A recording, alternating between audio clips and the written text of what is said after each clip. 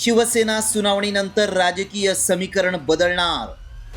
जब सुनवाई हो रही थी यही मुद्दे वो सिब्बल साहब बोल रहे थे, अभी उसी का रिपीटेशन इस बार भी हो रहा है। आप शिवसेना ठाकरेंचीच धनुष्यबाण गोठवा।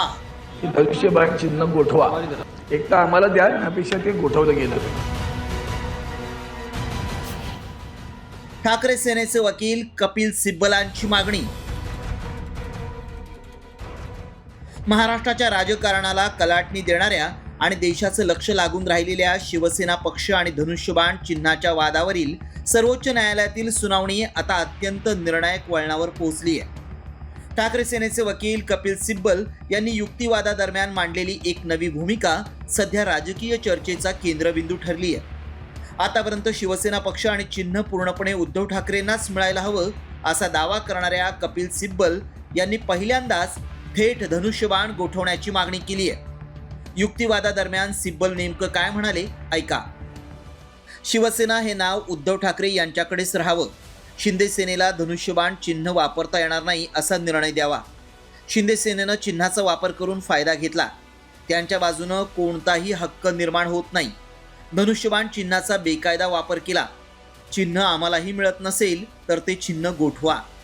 पक्षाचं शिवसेना नाव हे आमचंच आहे, ज्या गोष्टीचा लाभ घेण्याचा त्यांना मुळात अधिकारच नव्हता, त्यावरून ते कोणत्याही हक्काचा दावा करू शकत नाहीत। त्यांनी शेवटचं जे वाक्य ते त्यांचं तेच आहे महत्वाचं, की धनुष्यबाण चिन्ह गोठवा असं प्रकारचं तेवढे ऑल्टरनेट आहे का म्हणजे ऑल्टरनेटिव्ह आहे असं त्यांनी विकल्प दिला त्यांना। एक तर आम्हाला द्या, त्यापेक्षा ते गोठवलं गेलं पाहिजे आणि मला वाटतं ती अतिशय योग्य मागणी त्यांनी केलेली आहे। आता बघूया माननीय सर्वोच्च न्यायालय काय करते त्याबद्दल।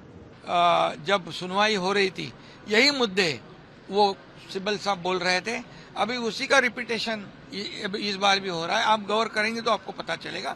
लेकिन मैं इतना ही कहूँगा, ये न्याय प्रविष्ट बात है और इसलिए मैं उस पर टिप्पणी नहीं करना चाहता हूँ। लेकिन मैं ये कहूँगा कि लोकशाही में, डेमोक्रेसी में मेजॉरिटी को अहम महत्व है और जो सरकार